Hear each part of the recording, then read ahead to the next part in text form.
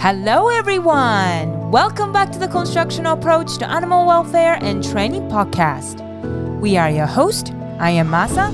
Hi everybody, and I'm Sean. We hope that you're cuddled up with your animal companions and ready for this exciting episode. Before we begin, we have an announcement. Please make sure to register for the 3rd annual Cow Conference that's happening from July 25th to July 30th. And we have Barbara Heinreich as a keynote speaker, and returning speakers, Dr. T.V. Joe Lane and Dr. Jesus Rosales Ruiz, and ourselves. And the early bird registration is available until May 31st. And if you are working for animal shelter, rescue organization, animal hospital, zoo, aquarium, or if you're currently a student or a Cow Premium member, you will receive 50% discount for the entire 6 days. That's right, and that means for 6 days of amazing talks with that discount, it comes to just $90. So please make sure to sign up and get that early bird special. That's right.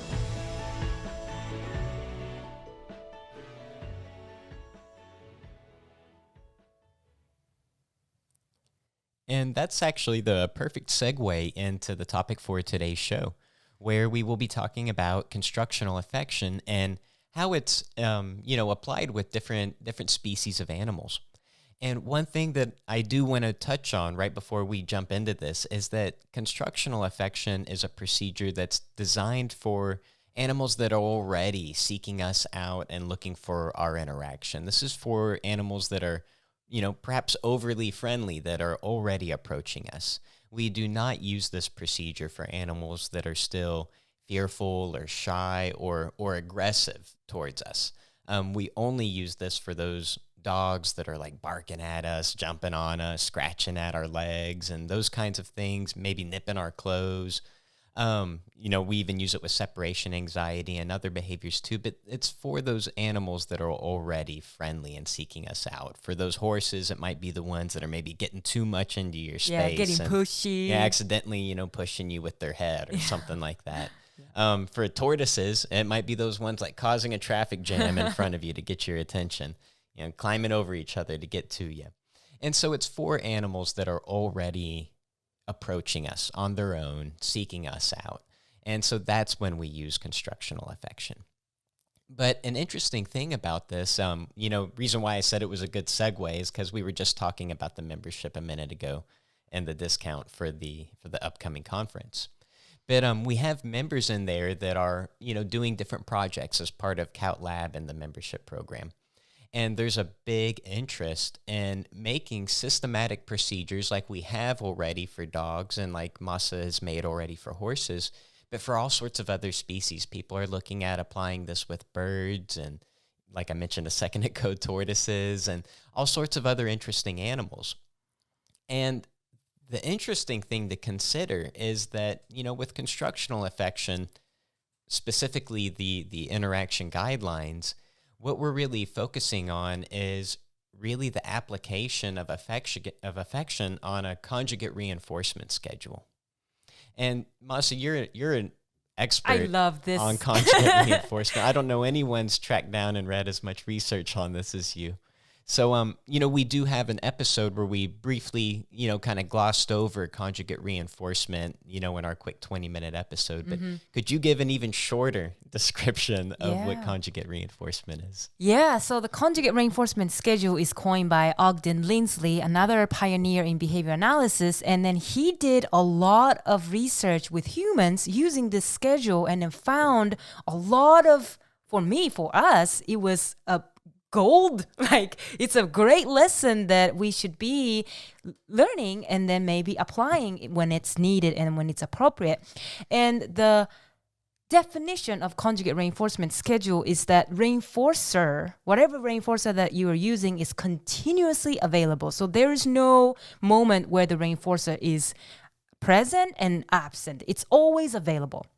And that magnitude or amount or duration of that reinforcer changes as the rate or form of other physical dimension of behavior change.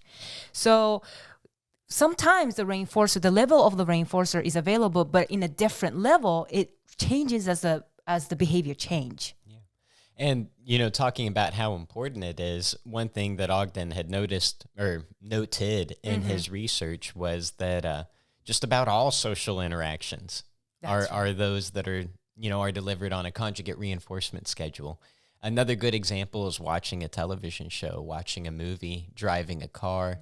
Conversation. Conversation. These are all beautiful examples of a conjugate reinforcement schedule. That's right. And that's really what we're doing in the interaction guidelines.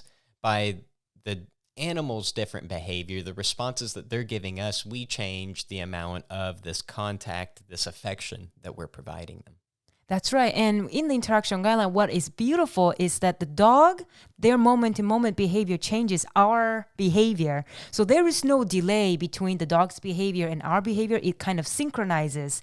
And then through that, we are shaping or going to the direction where we and also dogs or horses or tortoise find mutually enjoyable interaction. That's right.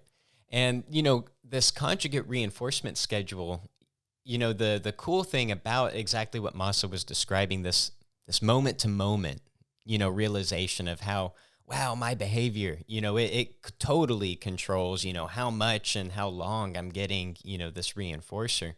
It's really beautiful, and Ogden noted this in his research too, that it really makes it an ideal schedule to teach a new rule, so to say. Yeah. And this is another really cool thing about the conjugate reinforcement schedule, being that reinforcer is always available there on some level. That's right. It prevents, any extinction coming in and being a major part of that program or something that we have to worry about, as much as we do with a lot of other reinforcers that we haven't seen applied in a conjugate reinforcement schedule. Mm-hmm. And so the big question that, a lot of the members are working with is how can we achieve this conjugate reinforcement schedule using affection with different species? But there's also been this big talk about how we can actually apply conjugate reinforcement schedules using different reinforcers to try and make our training and when we're first teaching a rule more errorless, like we're able to achieve with conjugate reinforcement schedules and affection the way that we've demonstrated it in the interaction guidelines. But some big questions that come up when we're considering applying, this approach with different species is, what target behaviors are we going to be looking for? That's right. That's a good question. That's a very constructional question. What's the terminal repertoire that you are reaching towards? That's right. So that's a good question. Yeah. And when I was doing this with dogs, I shouldn't say it was myself, it was Chase Owens, it was Dr. Jesus Rosales Ruiz, and just about everyone that had been an orca over the 4 years that we were developing it. But it seemed like that kind of came easy with dogs because of the way that dogs come equipped to move. They walk up to you, so that seemed like one good criteria. Dogs approaching and just standing on their feet, that's a good thing. And then sitting, it's a logical next step from there. So we give a little bit more for that, and lying down and kind of melting, and it was a logical progression. But a tortoise, you're going to be waiting a long time for that guy to sit. Same with horses, Yeah. And so depending on the species that we're talking about, the target behaviors, birds too, especially, that was one we were just talking about in lab not too long ago. What are going to be the target behaviors that we're going to look for that's going to dictate how our responses are going to change, in relation to that. And also related to this is how we actually share affection. That's right. For, not all animals is two hands coming at them, at least initially, going to be a completely, wonderful and great thing. If you're a teeny tiny fennec fox and your head's, barely bigger than a ping pong ball or, maybe a lime, having these two monster hands, and coming down at you, it might not be the most pleasant thing in the world. And, especially if we're maybe talking about a tiny bird or even a tortoise, having a, hand coming straight at the head might be a little bit off-putting. And so you might just be sharing affection with your fingers at first, just your fingertips. and maybe only working up to a couple of fingers, under the wing or something like that. But we're going to have to consider this. How is our affection going to actually look in these situations? And like I was just referring to, with the tiny animals and big animals, it can be quite different. And so what I would like to kind of change gears to right now is go straight to a wonderful systematized procedure for constructional affection that Maasa developed when she was doing her master's thesis, where she considered all of these things when applying this procedure with horses. So the first question we can ask is, how can we program our affection to be working as a reinforcer? And here the affection is, we have the same definition as the constructional affection with dog. It's petting and gentle scratching, stroking, and other similar physical contact. And another point to remember is that just because we are petting the horse doesn't mean that petting is working as a reinforcer. We have to make sure that we are programming so that the petting is actually working as a reinforcer. Yeah, and that doesn't mean that like our affection isn't, like reinforcing already on some level, for the dog, because undoubtedly, that does reinforce other behaviors. But as far as it being a tool that's effective for shaping and maintaining new behaviors in a training situation, much like how we typically see food, affection has to actually be programmed that way. Much like food, actually, that's actually a perfect analogy I can use here, because, our animals eat food every day too. And it reinforces some, local behaviors there, undoubtedly. But for it to be something that we want to use as a training tool, we go through specific programming steps to teach the dogs that that's a reinforcer that we're using now in this training situation. And that's also no different. This is I guess a fun behavior analytic little tidbit for our behavior analysis fans out there. But Skinner did the same exact thing with his rats and birds that he had put in his Skinner boxes. He, in his papers, you can read about the magazine training that he did. And basically, he didn't just put the rats and the birds in these boxes and, hit play on a program, and then all of this stuff that we read about fell out of it. He didn't do that. He actually put them in there, did this magazine training to teach them exactly where the food was, how they were going to access it, the timing on these things, and put them through the programming just like we do as animal trainers prepping our animals to receive food as a reinforcer. And so if we want to use our affection in that same capacity, we need to do something there too to teach them how to access it and how to, control this reinforcer. That's right. And Interaction Guideline specifically does that. So with the Interaction Guideline with equines, we do that, and we want to set up an environment so that the horses have other choices. They can go groom with other horses, they can eat, they can drink, they can sleep under the tree. But we want to make sure that they are approaching us on their own. And when they approach us, we will provide affection. And after they experience that, only when they approach us, they are getting affection. And we will know that when they approach us, they are approaching us to obtain affection.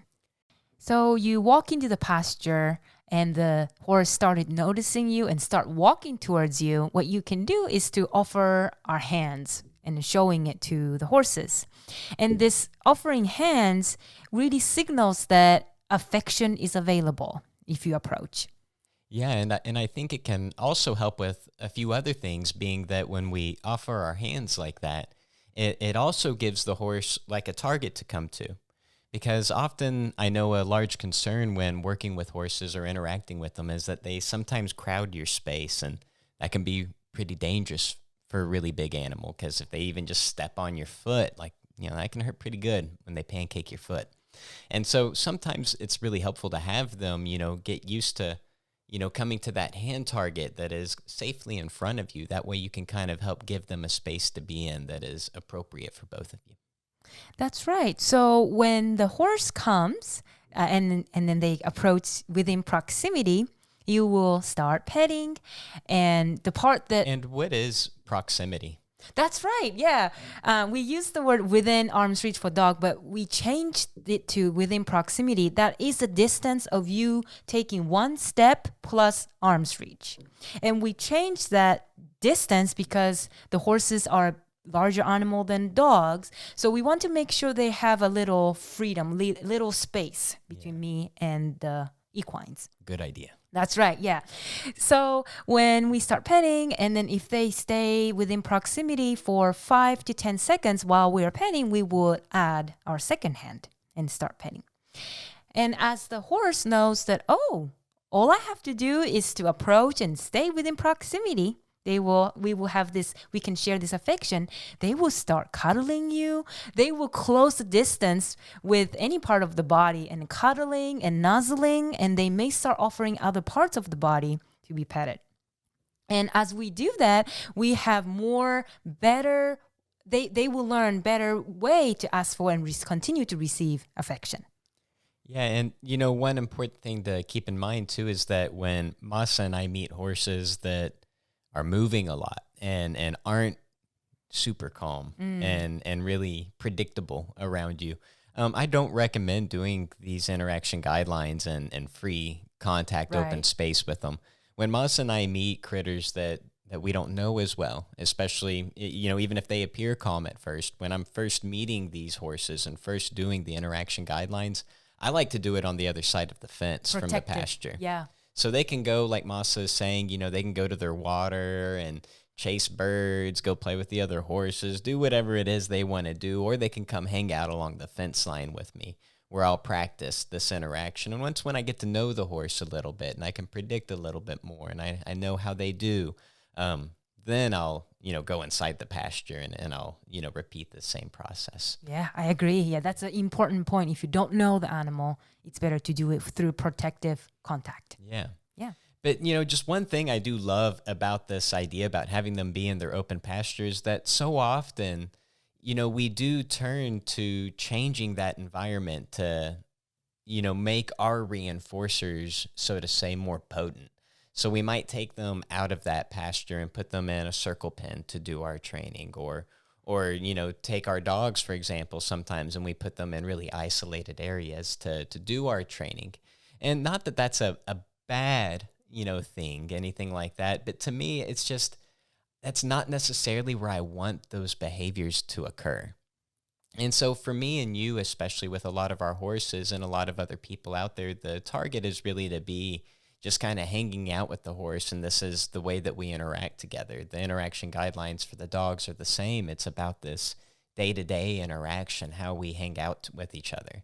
And so I like to train it in those natural situations and allow them to have the other competing contingencies that are present and still be making their own choice. And that's one of the cool things about how I think we frame and talk about choice, and should maybe do a podcast episode on that, because I could run out like our, the remaining time that we have here going on and on about choice and how we view it within a constructional context, because this is a subject matter that Dr. Golddiamond did cover pretty extensively in his literature. And I want to add on to that. The reason why we want to do set up in the environment where they have different choices that mean that they can do other behaviors to obtain other consequences. And one of those consequences is that they approach us to get affection. It's great assessment if they have within this, giving this a range of choices or other behavior that leads to other consequence, and they are allocating their behavior towards us. That's a good assessment that what we are doing is reinforcing for them at that moment. Yeah. So to assess our behavior, really program, it's good to set up in that environment and then ask the horse, what do you want right now? Oh, yeah. Well said. Yeah. So, yeah, it's a good assessment environment. Yeah. So just to sum up interaction guidelines with equines, when the equines start approaching us, we will show our hands to them. And we will wait until they approach. And then when they approach within proximity, we will start petting and scratching. We can start talking to them with one hand, pet or scratch with one hand. And if the equine stay there for 5 to 10 seconds, we will start adding our second hand and we will pat or scratch with both hands the part that they are presenting to us. And at any moment when the equine start pushing you so that you are out of balance or start biting or walking away, we will discontinue petting or scratching. And then we will wait until they stop engaging in this behavior. And the moment that they stop those behavior and then start doing desirable behavior, we will start petting with one hand. And at any moment, if the equine stays for 5 to 10 seconds, we will pet with two hands. And when they start cuddling, nuzzling, and offering different parts of the body, we will keep petting with both hands. And we will continue to do this interaction guideline until the equines can stay and receive affection continuously for at least 30 seconds. And then that is a good goal and a good stepping stone to move to affection loop. Yeah, and the affection loop, we would, need to do a whole nother episode because we're nearly out of time here. But the affection loop looks much like, actually, I would have to say exactly like what it looks like with the dogs. Yeah. And you can train, in fact, many of the same kinds of things. One important thing that Maasa and I do often with the horses we work with, because they live in, herds of other horses, is we actually use the affection loop just to teach them how to be patient and take turns, because there's only one Maasa out there and there's a lot of horses, and and it's going to take some time, for Maasa to get to you sometimes. And so we like to teach them to, be patient and wait their turn for affection. And we do that with the loop. But you can also teach your horses cues. And that was the cool thing about Maasa's thesis. One of the cool things was that she actually taught her horses how to stay and come on cue, using her affection as the reinforcer. But one really interesting thing that I just want to touch on here is, Maasa was talking about how, we get to the point in the interaction guidelines where we just start scratching and petting whatever part of the body that the horse happens to be presenting us. And, horses are individuals, just like dogs, just like people. Turns out even just like cockroaches, there's a funny thing about that. They actually have individual food preferences and things like that. So, critters themselves tend to be individuals amongst their population. And what we see through interacting with the horses in this manner is that they really learn how to maximize reinforcement for them. Yes. Where, in Maasa's thesis, one funny thing is if you look at her data from the horses before and as we started the interaction guidelines and how they were behaving afterwards, it's really funny how you can see that the horses ended up individualizing these guidelines themselves, where they would, some horses would be spinning around continuously, get my butt cheek, get my shoulder, get some neck, get some back, and you'd see them constantly shifting and giving different sides to Maasa. Then there were other horses that were just I just really like it when you scratch my butt. Yeah. And they would just stand still with that butt facing towards you. And if you moved, the butt would be backing up, wherever you are. And so the horses, they learn, through doing the interaction guidelines like this, they really learn and they can communicate to you really how it is that they really want to, get pieces of this interaction. And I'm sure you guys just heard Chu back here saying hi to everybody. But one thing I want to say that it's great that they can offer you here this part, but you have to be cautious when they are offering their hind area. Yeah. You have to know where you are standing, because don't stand behind the horse. Exactly. Keep yourself safe, and then if you think that the free contact is not a really good and a concern, you should go back to the protective contact. Yeah. But one thing I want to say is that this horse Claudius, when we started the first interaction guideline, he kept approaching me, so I would give it affection, but he was kind of stay like statue, but towards the end he will be freely expressing, quote unquote, different behaviors to maximize affection, and that also maximizes the reinforcer for me. He would start, if you notice, he start rocking back and forth and right and left, and then the way his facial expression changes, for me that's reinforcing. So we are maximizing reinforcer together. Yeah. So that was so affectionate moment for me. And one last tip that I have for everybody out there is to not assume too much about what your animals may or may not like. And, there's some interesting things out there. I actually hear a lot of individuals tell me that horses don't like to be pet. I've also heard that horses don't like to be pet on their face.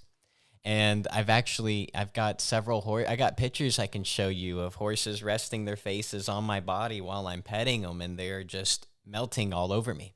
It's not that there's an innate type of petting or touch that they're just going to not like. It's all how the program and how the contingency is presented, you as the occasioning stimulus, and then that behavior and what happens. And so we can help animals learn how to contact more reinforcement that's available, and this is one of those cool ways to do it. But one interesting thing, too, is you wouldn't think that a tortoise, for example, would like to be stroked on their shell, but they do. Yeah. And we've actually got some funny video of like this, when these tortoises, there's 3 of them, when their human comes into this big like penned in area, because they'll let them like roam around the living room. When they come into the living room area, the tortoises will like run as fast as they can to this human to be just gently stroked, sometimes scratched on their shells. And the funny thing is too, is like the tortoises even like their bellies to be tickled, and they'll actually walk up and they'll stand really tall to let you get under there to their tummies to have them tickled.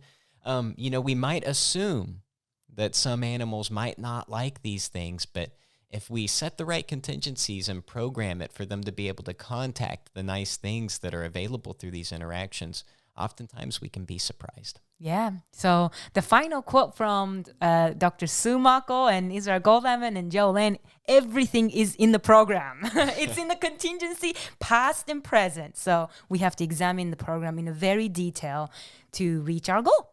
That's right.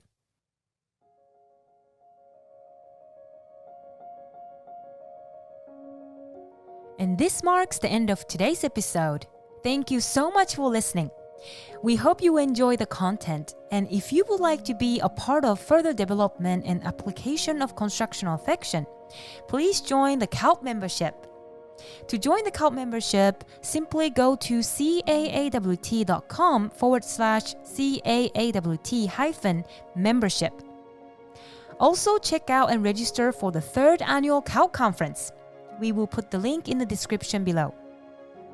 If you like our show, please subscribe to our podcast or share it with your friend. And feel free to get more information or reach out to us on our website, caawt.com, or our Facebook page, Constructional Approach to Animal Welfare and Training, Instagram at NPO_CAAWT, or you can always email us at caawtcontact@gmail.com. Thank you so much again for joining us today. We are your host. I am Maasa. And I am Sean. Have a wonderful day with your amazing animal companions.